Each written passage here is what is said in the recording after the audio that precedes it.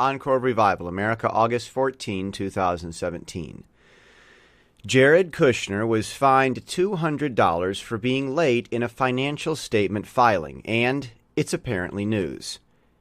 Investigators, including the leftist publication The Nation, have determined that Russia Newsgate Gate is nonsense.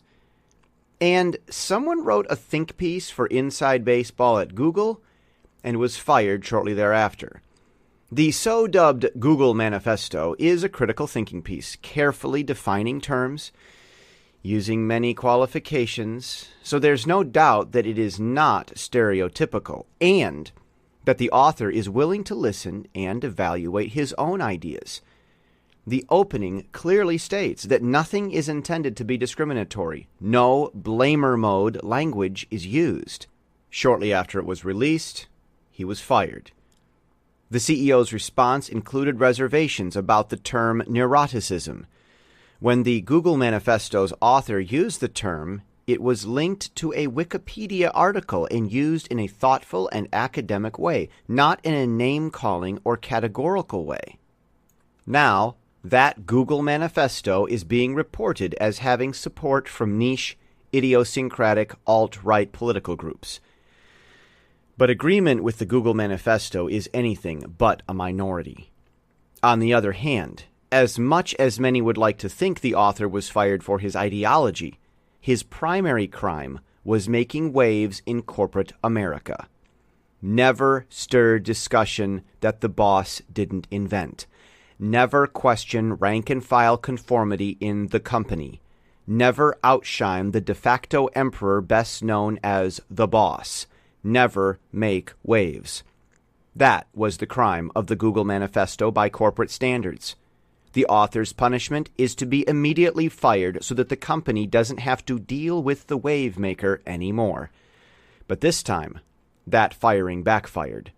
Google has now been seen as a bureaucratic thug that doesn't want necessary disruptors propelling the company forward. This is the public beginning of the end for Google. It's coming. Sell, sell, sell. Corporate wave-making was his first crime in the corporate world. Now he's a martyr. His second crime was committed against the public. He exercised critical thinking use of words. In critical thinking conversation, people speak objectively about problems in order to understand how to solve those problems. But people who only blame when they consider a problem don't know about critical thinking conversation. Hearing a critical thinker, they say, "How dare he mention a problem? He's only complaining because that's what I do when I talk about problems." How dare the writer of the Google Manifesto think carefully to solve a problem? How dare he even suggest that our first knee-jerk reaction isn't the best and only solution? How dare he say ideas that haven't been said already? He's just trying to sound clever to sell us into a pyramid scheme. He's really just a big meanie face. That was the crime of the Google Manifesto by blamer mode groupthink standards. The problem is that problems don't go away without critical thinking. So this author of the Google Manifesto will actually be able to solve his problems, but people who find fault with critical thinking conversation won't solve their problems, including no-brain, all-bureaucracy corporate America. And to think that people were worried Google would be able to create artificial intelligence. Actually, AI will more likely be invented by misunderstood people like the author of the Google Manifesto. It takes critical thinking to develop software that can think critically. For a while, critical thinking backbone Americans executed that quick-to-listen, slow-to-judge ethic they learned from the Bible. They were fair with people they disagreed with.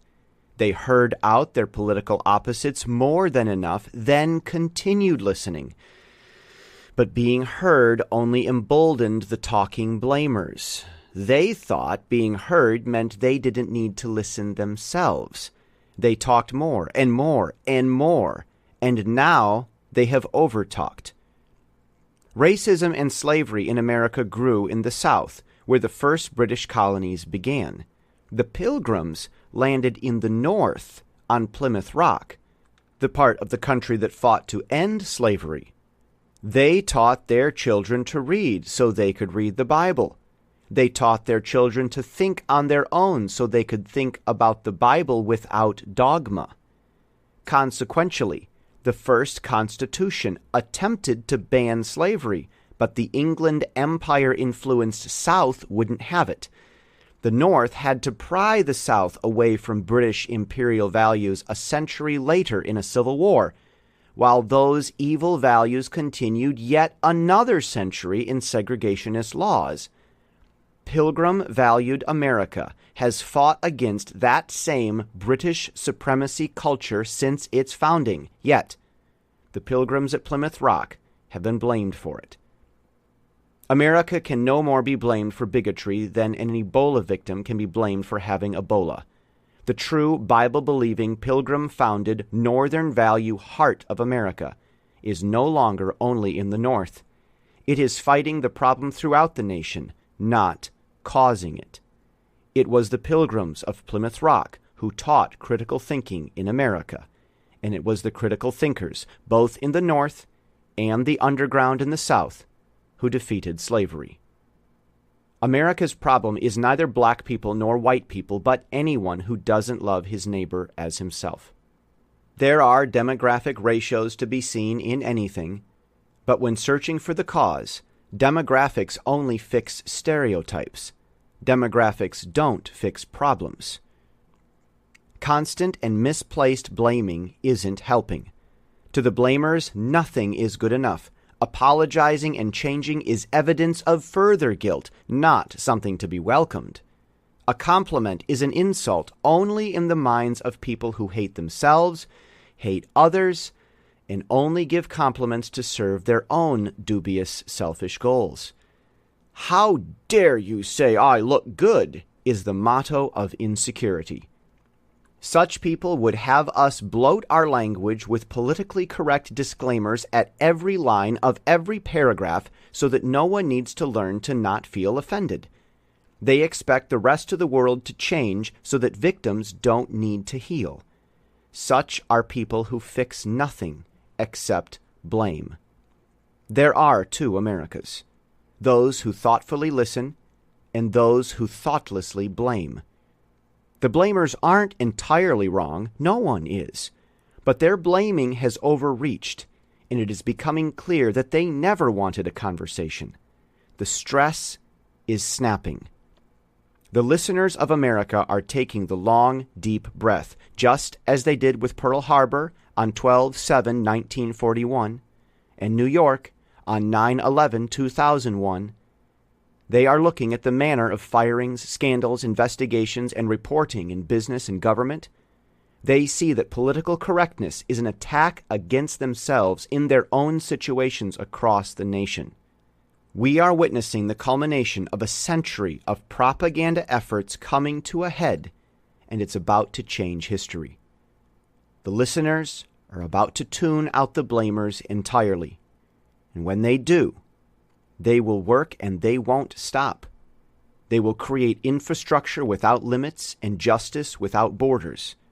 They will take on both the corporate bureaucrat giants and the blamer mode masses, and they will succeed for the sole reason that they have critical thinking. Encore. Revival is returning to America.